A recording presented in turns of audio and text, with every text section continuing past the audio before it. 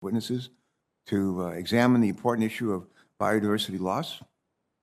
Dr. Leah Gerber, Ed Sullivan, Andy Treharn, hope I got that right, Andy, and John Schmidt. We welcome you all to the Environment and Public Works Committee. I just want to begin by saying that I appreciate that you come to us from across the length and breadth of our great country. And that is important because biodiversity loss is a challenge that transcends geographical boundaries and state lines.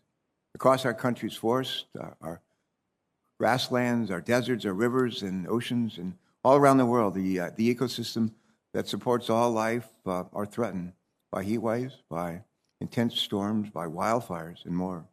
At the same time, wildlife must contend with invasive species, including pests and diseases that we hear about regularly.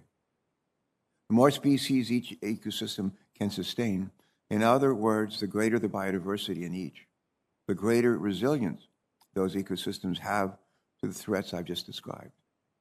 And yet around the world, biodiversity is declining faster now than any other time in human history. Let me say that again. Around the world, biodiversity is declining faster now than at any other time in human history. Our changing climate, our habitat loss, the spread of invasive species in our increasingly connected world, and pollution have all contributed to this decline.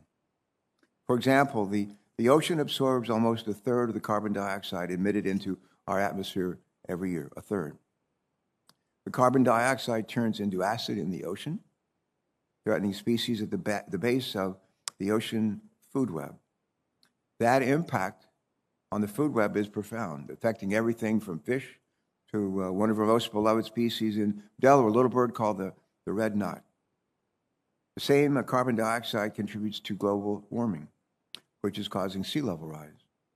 As the seas rise, they threaten the red knot's coastal habitat, making this iconic and threatened species even more vulnerable. With limited food resources and distinguished habitat, and diminishing habitat. The incredible 19,000-mile round-trip migration that red knots make each year. I mean, think of that, 19,000 miles. They're about the size of this, Senator Capito, about the size of this end of my hammer. But each year they make this migration, and it's become more difficult, not easier. And it's a migration that threatens their long-term survival. But the impact of biodiversity loss extends far beyond this remarkable species going extinct. It also impacts each and every one of us. How, you might ask? Well, first of all, biodiversity is directly linked to human health. The loss of biodiversity and ecosystem resilience is making animals more susceptible to disease, particularly troubling development since the vast majority of emerging diseases in people, including potential pandemics, originate in wildlife. We're all too familiar with the consequences of these zoonotic diseases. COVID-19 is one of them. Noting this threat and many others, the World Economic Forum has named biodiversity loss among the top 3 risks to humanity in terms of impact, along with the weapons of mass destruction and climate action failure. One sector at particular risk is agriculture, which is, of course, critical for global food security and indeed for our very lives. Agriculture is the #1 industry in my home state of Delaware, as it is for many of our colleagues on this committee.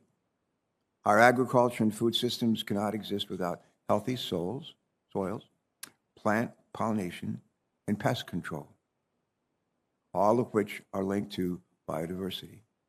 We simply cannot produce food without the birds, without the bees, and even the lowly earthworms and healthy soil bacteria. If we fail them, we ultimately fail ourselves. Though the current state of biodiversity decline paints a bleak picture for the future, there's reason for hope. If we take action, we can stem biodiversity loss and prevent the harm that comes with it. This is an issue on which our committee has a bipartisan record of success, a record of which all of us can be proud. Last Congress, we enacted into law both the WILD Act and the ACE Act, both of which reauthorized important programs to conserve wildlife and habitat at home and abroad.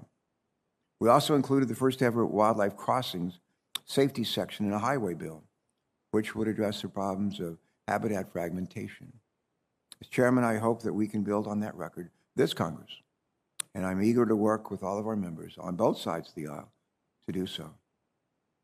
We must also ensure that the federal budget provides robust funding for wildlife protection. We know that our conservation laws work best for both wildlife and people when the agencies responsible for implementing them have the resources that they need to do their jobs effectively. What I've described is a moral and a practical imperative. And like so many of the issues before our committee, this is a challenge we all face and one that we can resolve together. It is no overstatement to say that our lives and our livelihood and those of our children hang in the balance. And with that, I'm pleased to recognize for her comments our ranking member, Senator Shelly Capito, great state of West Virginia, the Mountain State, and for her opening statement before we hear from our witnesses. Senator Capito. Thank you, Mr. Chairman.